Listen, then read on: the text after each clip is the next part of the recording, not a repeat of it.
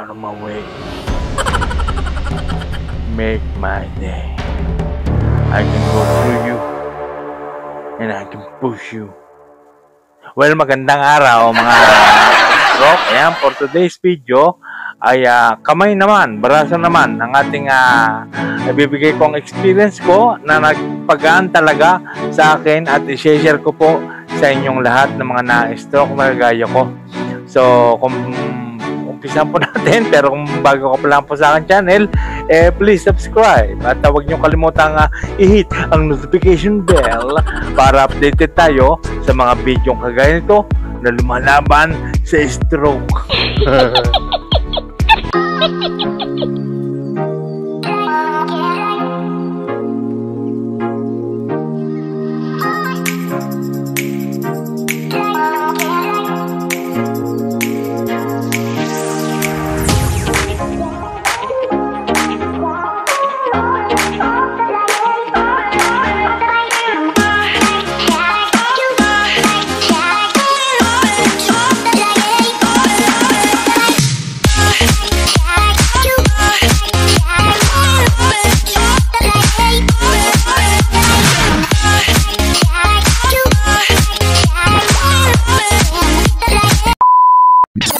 So, ito na nga, mga ka-stroke.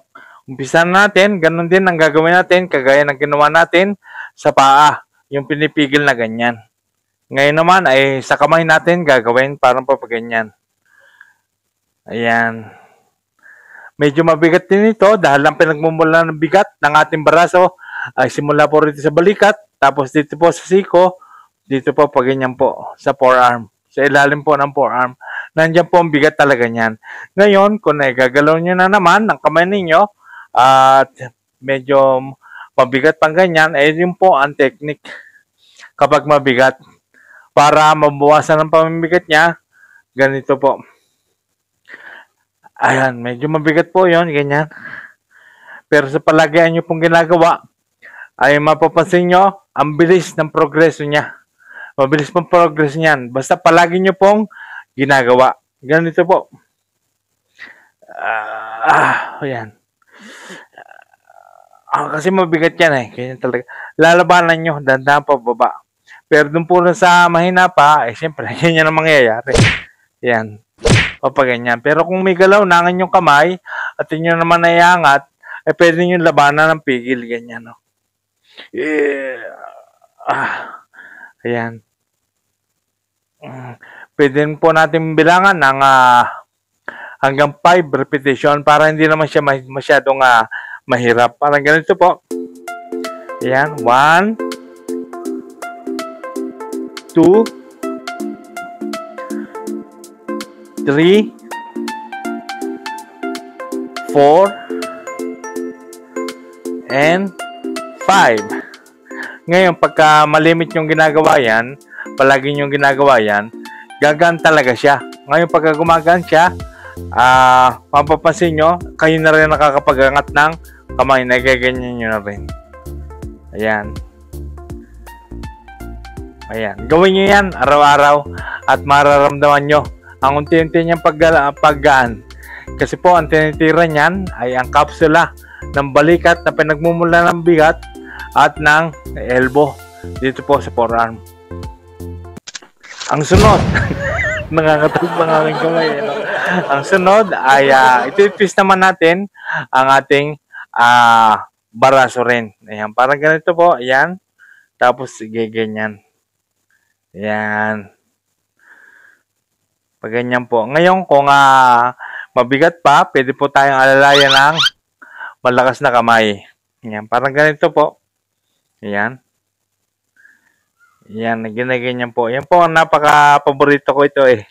Yung itinitwist kasi siya po talaga ang isang nagpagaan din sa aking baraso. Ayan. At ito pong ginagawa natin ito ay talagang magagamit natin sa pakipakinabang. Especially kung ikaw ay kanan at kanan din ang tinamaan sa iyo ng stroke. So, ganito pong gagawin. Twist, ayan. Ayan, ganyan po. 1, ngayon kung hindi pa kaya, halalay ng kamay. 2, 3, 4, and 5. Ngayon kung malakas na siya, kahit wala na siyang alalay, iti-twist po na nakadiretso pong ganyan. Ayan, gawin po natin yan tuwing umaga rin at dapat ay palagi ang din nating ginagawa. Ayan. So kung may exercise sa paa na ganyan, na pagpapagaan ng paa, ganon din sa kamay. Sunod naman natin na gagawin ay abutin natin ang balikat. Ayan, parang ganito po. Ayan. Kapag ganyan, tapos dito. Tapos baba. Ulit-ulit lang natin gagawin yan. Pwede natin gawin yan ng 5 repetition. Ayan. Pero kailangan, nakarelax tayo. Inhale, exhale muna. Ayan, importante rin na hindi nagtututbrush pagka nag-inhale, exhale. Ayan, tapos wala po gagawin. Kasi kapag hindi tayo nakarelax, pag ganyan mo ang kamay mo, tapos aabutin mo ang balikat, mapapansin mo, yung daliri ng kamay mo, gumaganyan. Bumabaloktot, yan, gumaganyan. Unti-unti siya bumabaloktot, tapos gumaganyan. Ayan. So, dapat nakarelax, at saka, ayan, concentrate dito. Ngayon, kung hindi pa kayang may ganyan pa, diretso natin ng ganito. Ayan. Abutin natin ang kabilang balikat ng affected na kamay. Ayan. So, bilangan natin. Pwedeng 5. Ayan. Ganito muna. Ayan. 1, 2, 3, 4, and 5. Ayan. Yung pagka ginagawa kasi natin yan at babago-bago pang nabibigyan ng lakas sa inyong kamay, ay hindi nawawala ang pangangatal. Nangangatal pang ganyan. Ayan. So, kailangan kasi nakarelax. Yung nakarelax ang ngayong ayan. Ganon ang gagawin. 5 repetition, tapos gawin natin siya ng 3 sets. Yung mga nauna, ganon din. 5 repetition, tapos 3 sets. Sunod, ay pilitin nating abutin ang ating ilong. Ayan, parang ganito. Ayan. Kailangan nakarelax. Ayan. Yung affected na kamay, syempre, ayan, ganyan. Bilangan din natin siya ng 5. Ayan. Tapos 3 sets din ang gagawin. Tigli 5 na 3 beses. Ayan. 1, 2, 3,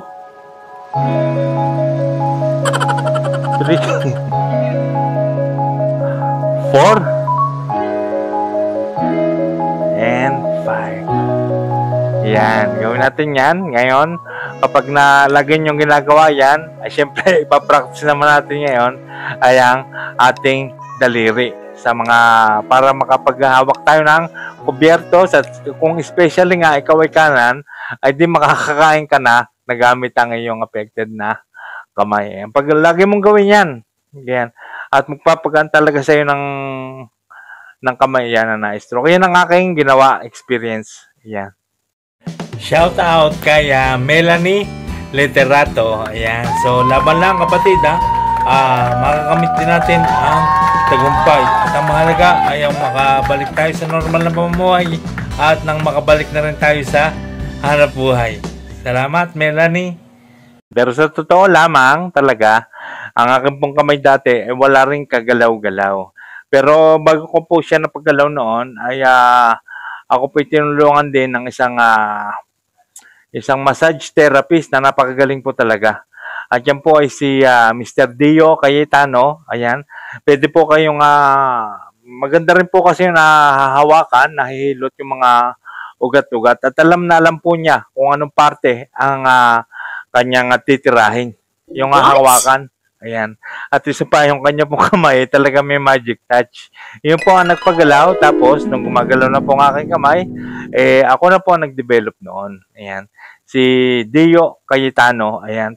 Bibigay ko po sa inyo, ilalagay ko po diyan ang kanyang page. Tapos, pwede nyo po siyang i-message. At kung saan ka mang lugar naroon, ay pupunta ka po niya. Especially, kung ikaw ay narito sa South Luzon. So, ayan, mga ka-stroke, alam ko, karamihan dito sa atin at especially dito sa mga viewers ay kasali doon sa mga groupings ng mga na-stroke sa Pilipinas. Sa Facebook at saka sa group chat, yung mga stroke survivor ng Pilipinas, ayan, kasali kayo roon. Siyempre, pagka nag-chat na ganyan, nakikita kanya-kanya yung pakita ng mga nangyayari sa kanila, ng mga progreso ng kanilang exercise, nakikita nyo ang mabilis din ang kanilang mga pinagbabago. Ayan. At doon mo naman ngayon, mararamdaman na parang napapag-iwanan ka, di ba? Kasi sila kabibilis gumaling. Yun ang pakiramdam mo, parang ikaw ay napapag-iwanan. Sana all, mabuti pa yung ganon, di ba? Mabilis sila makarecover. Iniisip mo kasi parang nahuli ka. Pero kapatid, kay stroke, hindi ka late, hindi ka nahuhuli. Yan. Kasi ang importante ay pinapanday mo ang iyong sarili para ikaw ay umusad. Bagamat mabagal, ay at least may ginagawa ka sa iyong sarili, pero dadating din sa bandang huli ay makikita mo rin na may pinagbabago. Bagamat mabagal, ay at least umuusad ka. Yun ang importante. At ang mahalaga rin pagka yung ikaw ay nag-exercise, ay yung ikaw ay nakapokus. At saka talagang determinado kang gumaling at saka ikaw ay may motivation, naniniwala ka nga sa iyong kakayahan at kalimutan mo yung mga masasalimot na pag-iisip. Para rin niya, halimbawa, nakasakay ka sa isang kotse, pumasok ka sa tunnel, napakahaba ng tunnel, napakadilim ng tunnel, pero bagamat may tunnel, pero sa bandang huli, boom! Nandun din ang liwanag, di ba? May liwanag din sa huli. So, lahat ng ating pinaghihirapan at paghihirap na ginagawa natin na para sa atin, ay meron ding may dudulot na maganda. Meron din magandang mararating. Basta manali ka lang, kapatid, tutulungan tayo ng Diyos. Tulungan mo rin ang iyong sarili.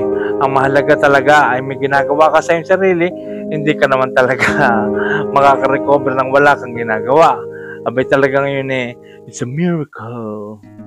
Pero kung kailangan tulungan mo sarili mo, walang ibang makakapagaling sa iyo kundi ang sarili mo lang. Kailangan maniwala ka. Nakadepende sa iyo ang iyong paggaling. Hindi ka mapapagaling na kung sino-sino. Sarili mo lamang talaga. At kung ayaw mo mag-exercise, edi walang magagawa. Kasi nga, kailangan nasa sarili mo, lumaban ka. Kasi nga, may pag-asa pa. Malaki pa ang pag-asa. At lahat ng mga pinakikita kong exercise na yan ay talagang epektibo kung gagawin mo parati. Kailangan lagi mong gawin yan. Paulit-ulit. Kulitin mo na kulitin. Oo. At yan luluwag din yan kasi parang mabigat, masikip. Ganun talaga na-stroke nga Dahil sa dami ng namatay na cell sa ating utak noong tayo ay na-stroke lang mga nagbara at saka yung mga pumutok dugo. Ayan, ay talaga nadamay dyan ang mga cell na dapat ay magpapagalaw sa ating kamay at paa ay talagang nadisgrasya. Ngayon, yun may babalik pa rin galaw kahit sa mga 85%. Basta exercise lang ng exercise at yung ating utak ay unti-unti ring mababasa kahit paano, kahit konti ay maigalaw natin siya. Pero hindi natin siya may babalik talaga ng mga 100% na dating galaw. Ang mahalaga ay napapakinabangan mo siya sa mga lahat ng kapag-pakinabang na bagay kagaya ng pagkain, sa pagkain kumakain, pagtututbrush, basta mga gawaing bahay. Yan, yung sa normal na pamumuhay nga ay nakakasabay ka. Iyon ang importante. Ayan, at saka kapatid, paulit-ulit kung sasabihin sa inyo, mga ka-stroke, kailangan talaga ay gumagalaw ka ng gumagalaw sa araw-araw. Ayan, kasi pag ikaw ay nakatenga sa upuan na matagal talaga, ay doon magtatagal yung progress ng iyong paggaling. Kahit ikaw ay nag-exercise at kung ikaw naman ay umupo na matagal, na inaabot ka ng 8 oras, ay wala din. Kailangan kumikilos ka ng kumikilos. Yan, sa rehab, sasabihin talaga sa iyo yan kasi nakakontrata Hindi ka naman palalabasin nila na hindi ka tatapusin ng kontrata nang hindi ka malakas. Yan. Pero kung some service therapy, hindi sasabihin. Kasi nga mawalan sila ng income Pero yung kagaya na sinabi ko sa inyo kanina, nagpagalaw din sa akin ay yung paghihilot ni Dio Cayetano. May magic touch po kasi siya eh. Magaling siya. Ayan, so magtiwala lamang tayo sa kanya. Ayan, pinakita ko po ang page, si Mr. Dio Cayetano. At yan po talaga makakatulong sa inyo. Ayan.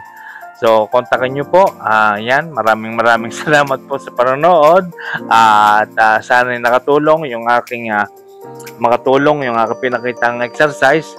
Talaga naman makakatulong yan eh kung gagawin nyo ng gagawin. Kasi nga, experience ko nga at yan nagpagaan sa aking kamay. Ayan. Sabihin ko. At saka isa pa,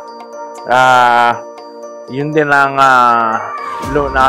nagpalaban sa aking dati lumiit ang aking braso eh. Lumiit siya ng parang mga halos balat at saka buto rin yung inabot ng aking kamay noon. Kasi ganun talaga pag na-stroke. Tsaka yung aking paa, mukha nga akong buwetre noon eh. Kasi lumalaki yung aking katawan, pero yung aking isang paa at saka isang kamay, lumiliit. So yung technique naman doon ay balik siya ng muscle sa gawa ng dumbbell. At saka kailangan talagang porsigido ka talaga lagi sa exercise para may balik mo kahit 85% at ikaw ay makasabay sa normal na pamumuhay. Gawin mo lagi yan ha. So hanggang doon na lamang ang aking masasabi sa inyo at ang aking pinakitang exercise ay gawin nyo ng gawin. Ayan. So talagang siya eh. Susunod siya. Pagka lagi mong ginagawa. Yung bigat niya mababawasan talaga. Ayan. So, laban lang kapatid at always think positive. Huwag tayong masisiraan ng loob. Laksan natin ang loob. At yan ang mga ingredients sa pakikipaglaban. Kailangan matapang ka, malakas sa loob mo, at meron kang pananalig sa Diyos at tutulungan mo rin ang sarili lumaban. Ayan. So, may pag-asa pa kasi nga tayo ay buhay pa. At saka, lagi natin tatandaan kapatid. Tayong lahat ay gagaling. Lalakas at titigas.